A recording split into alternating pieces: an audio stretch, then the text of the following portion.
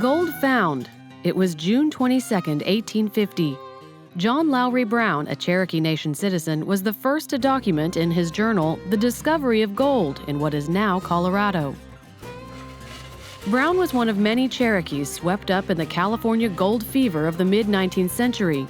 But it was in present-day Colorado, not California, where a man in Brown's group of gold seekers from the Cherokee Nation discovered glittering nuggets.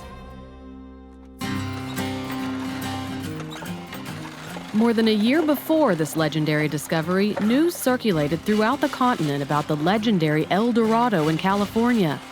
In January 1849, Cherokee Nation's newspaper, the Cherokee Advocate, reported, "We have received through the New Orleans papers such accounts from California as leave little doubt that the stories of the mineral wealth of the country, however exaggerate, are founded in fact." The whole valley of Sacramento may be said to be one vast deposit of gold. All over the United States and through Indian Territory, people were emigrating west in droves in search of this shining promise of wealth. The first large contingent of Cherokee 49ers left in April of 1849, captained by Lewis Evans. As reported in The Advocate, they faced many hardships along their way. One traveler wrote home to advise other Cherokees to reconsider their desire for gold. "I now want to say something for the benefit of our friends, who were wise enough to stay home in our happy country. That is to remain there contented, and never to think to come here to make a fortune easy.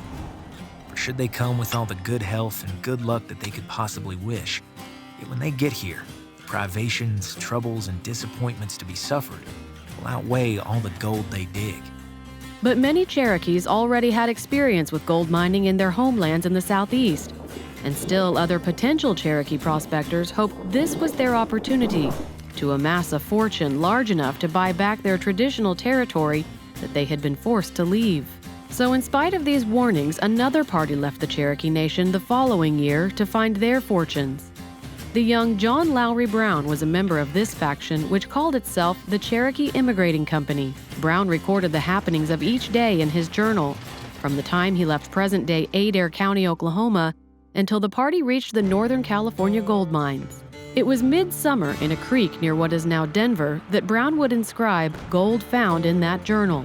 He later elaborates that, "We called this Ralston's Creek because a man of that name found gold here." But it was only a small amount of gold, and so Lewis Ralston, the man who discovered it, Brown, and the whole wagon train moved out in search of California riches. Beyond Ralston's discovery of gold, Brown's journal offers a unique first-hand account of a gold seeker's adventures. He describes encounters with Osage Indians, large herds of buffalo, plenty of signs of bear, and a snow-covered Pikes Peak. It traces the immigrating company's route out of the Cherokee Nation and onto the well-worn Santa Fe Trail to Pueblo in present-day Colorado. It was at this point the group turned north along the trail blazed by Captain Evans' party the previous year. This route from Pueblo to Fort Bridger, Wyoming is still known today as the Cherokee Trail because of the 1849 and 1850 Cherokee gold-seeking parties who popularized it. And it was their discovery of gold in Ralston's Creek that led to the Colorado Gold Rush a few years later, which led to Colorado statehood in 1876.